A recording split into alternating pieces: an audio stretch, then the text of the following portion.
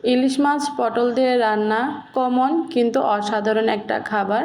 আসসালামু আলাইকুম। আমি এখানে একটা পদ্মার ইলিশ মাছ নিয়েছি প্রায় 1 কেজি ওজনের।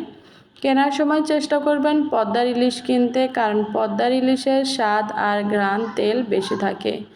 মাছের আঁশ ফেলে মাছ খুব ভালো করে ধুয়ে নেবেন যেন উপরের বালুকণা চলে যায়। এরপর পছন্দ অনুযায়ী মাছটা কেটে নেব।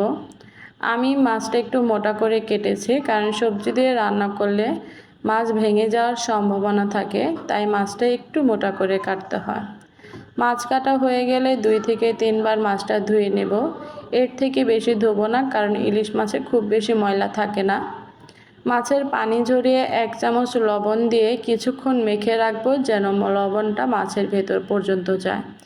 এরপর মাছের জন্য ডাঁটার আঁশ ফেলে ডাঁটা ছুলে রাখবো। পটল কেটে নিব, আলু, পেঁয়াজ, কাঁচামরিচ কেটে রাখবো, ভালো করে ধুয়ে রাখবো। একটা কড়াইতে পরিমাণ মতো তেলে দিয়ে দেব পেঁয়াজ কুচি। পেঁয়াজ কুচি কিছুক্ষণ ভাজা হয়ে আসলে কাঁচামরিচ দিয়ে আরেকটু ভাজবো।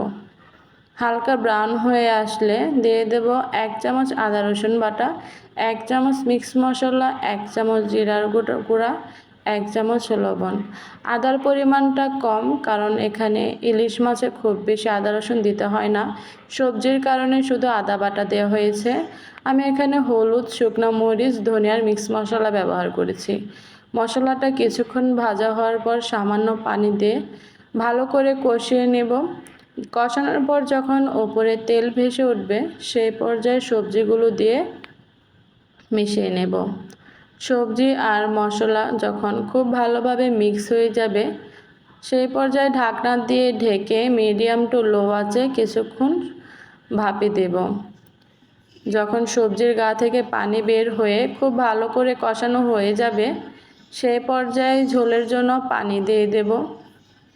খুব বেশি পানি দেব না, কারণ ইলিশ মাছ সিদ্ধ হতে খুব বেশি সময় লাগে না। যখন পানি ফুটে উঠবে, সেই পর্যায়ে একটা একটা করে মাছ বিছিয়ে দেব। আমি এখানে মাছটা কাঁচাই দিয়েছি, কারণ এই রান্নায় মাছ ভেজে দিলে তেমন একটা টেস্ট পাওয়া যায় না। মাছগুলোয় দেওয়ার পর ঝোলের সাথে মাছগুলো মিশিয়ে দেব যেন মশলাটা মাছের গায়ে পৌঁছায়। 10 মিনিট রান্নার পর তরকারিটা একটু নেড়ে দেব আর মাছগুলো উল্টিয়ে দেব যেন দুনো পাশেই খুব ভালো করে সিদ্ধ হয়ে যায়। ঢাকনা দিয়ে আবার 10 থেকে 15 মিনিট রান্না করব, কারণ ইলিশ মাছ খুব বেশি রান্না করলে মাছের ফ্লেভারটা নষ্ট হয়ে যায়। পছন্দ অনুযায়ী ঝোল হয়ে গেলে হালকা টালা জিরার গুঁড়া ভেজে উপর দিয়ে আলতো হাতে মিশিয়ে দেব। ব্যাস তৈরি হয়ে গেল সুস্বাদু পটল দিয়ে ইলিশ মাছ রান্না। আমার রান্না ভালো লাগলে লাইক, সাবস্ক্রাইব করতে ভুলবেন না।